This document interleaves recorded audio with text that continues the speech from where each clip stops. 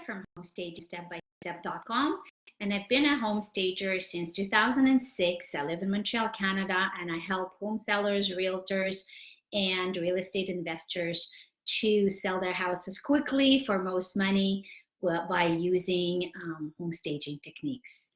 And you won't believe what just happened. I actually started a Facebook Live, and then at about 4 minutes, I just kept on talking and talking. And then I realized that my face was completely frozen, and I had no idea what was happening. So apparently, I probably am having issues with my internet. So I'm going to try to do this one quickly, and I'm hoping that everything is going to be okay, because what I want to talk about today is kind of important, and that is really why I have a little bit of a controversial over maybe different approach to other home stagers, and that is less is more approach to home staging. Now, of course, I've seen all sorts of homes. I've done a lot of stagings for vacant homes. I've done a lot of stagings, or I taught people how to stage their own homes lived in. And what I want to say is that people live differently. We all know that. So me, for example, I am a minimalist by nature. It's even a little bit compulsive. I like everything neat, put away. There's no extra stuff on my kitchen counters, and I like everything in its place. But a lot of other people live in a different ways. Maybe you have kids, maybe you just super busy, or you just, don't care. So that's okay. The way you live, it's just fine. The problem is that when you decide to sell your house, then you unfortunately have to live completely differently, and you have to fix your house completely differently, because at this point, you're really showcasing your house to your future buyers. And you're not living for yourself anymore. And I know it's very annoying and it is difficult, but that is why everything I do and everything I teach, hopefully it will, if you implement it, of course, it will allow you to sell your house quickly, so you won't have to suffer for too long. But the important thing is people buy space. And that is the first thing that people look for.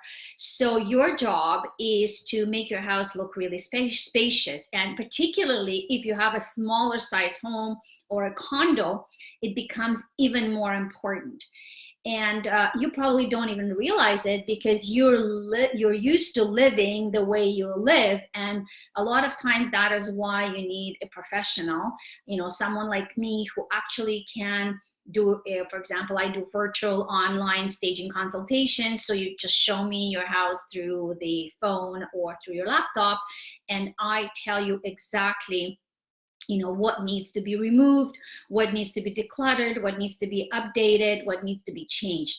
So there are some tricks or tips on how to do it, and I wrote an article, and I will point you to that article right next to this video, so you can go and read it in more details. But I'll just give you a couple of examples of what I mean by less is more. And it just means that don't be afraid to make your house look practically empty, or what you will believe is empty. And that's a big difference, because you're so used to living in your own space with your own stuff, and you just, this is how you're comfortable. Once I ask you to remove, 50% or 60% of the things that you have, your reaction will probably be, oh my God, this house looks so empty. And I hear it all the time from clients. That's what they say. They say, oh my God, my house looks so empty. Won't people think that my house is empty? Well, the thing is that people who walk in, they don't look at your house the same way you look at your house. So they are looking for space. So of course, if the room is completely empty, it might not be ideal. But if you're strategic about it and you only keep the minimal furniture that you need, and you remove all the visual clutter, all the physical clutter, and you're clever about your spaces, then what the potential buyer is going to see is space, and they're going to say, oh my God, this room is so big. And that's exactly the reaction that you're looking for. So one of the quick tips I can give you is, for example, it's a can of paint. So as you probably already know, freshening up your house with paint is an amazing return on your investment, and I highly recommend it. Now, if your house is painted different colors, and I've recently saw someone's listing where every room is a different color, it's not the best for selling your house in general already, but particularly if you have a smaller space. So if you have a smaller space, you should use only one color through the house as much as possible, because that creates the visual impression of a larger space and it gives it better flow. And then of course, by decluttering everything, all of your surfaces, and reorganizing everything and positioning your furniture in the best optimal way, that will allow people to have a completely different impression of your house, and you might actually really like it. So as I was saying, it's probably not quite the method that a lot of other home stagers might recommend. The reason being that the more stuff they rent you or the more stuff they bring in, the more they can charge. And that is not what I try to do.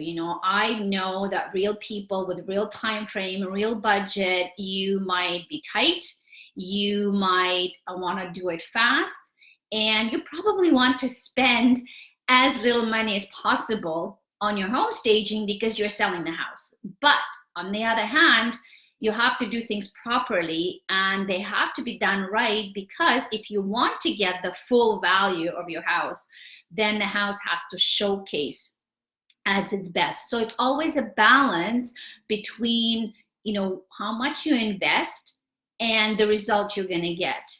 And of course, you also need to prioritize. So maybe if everything that we wanted to do would cost, and I'm just throwing a number, but let's say $5,000, and then you might not need to have to spend $5,000. You might not have $5,000. Maybe you only have $3,000 that you can invest in home staging. So then, of course, the question becomes is, how do we optimize that $3,000, and how do we prioritize it to give you the most return on your investment based on the money that you have? So if you're interested in this topic, I kind of went off my topic, because my topic really was about, less, not being afraid to have less stuff in your house to showcase it for sale. But just very quickly, if you are interested in the topic of the budget and how to plan your budget for your home staging process, then I have really good news for you. You can go on my website, homestagingstepbystep.com, and you can sign up. And I also have a budget planner workshop that's coming up in April. You can put yourself on a wait list or just connect with me. I also have a little worksheet that I developed that comes with an instructional video, which you can use for your own numbers, and you just plug the numbers in and it gives you the result, and then you can play with the numbers. So all I want to say at this point, that couple of things. First thing, if you haven't done so, then I encourage you to go on my website, homestagingstepbystep.com. There is an absolutely free 2-minute quiz, which is a home seller profit optimizer assessment. And that allows you to discover whether you need home staging and how much staging you need if you want to sell your house quickly and for top dollar. So it really will help you to decide what you need to do to optimize the sale of your house. So that would be the first thing that I would recommend. You can go read my article if you need more details on less is more approach, and I will put the link in with this video. And then also, if you'd like to attend my home staging budget planner workshop, there is one coming up in April, and you can find the information on my website. So this is Sveta from homestagingstepbystep.com, and I'll talk to you soon.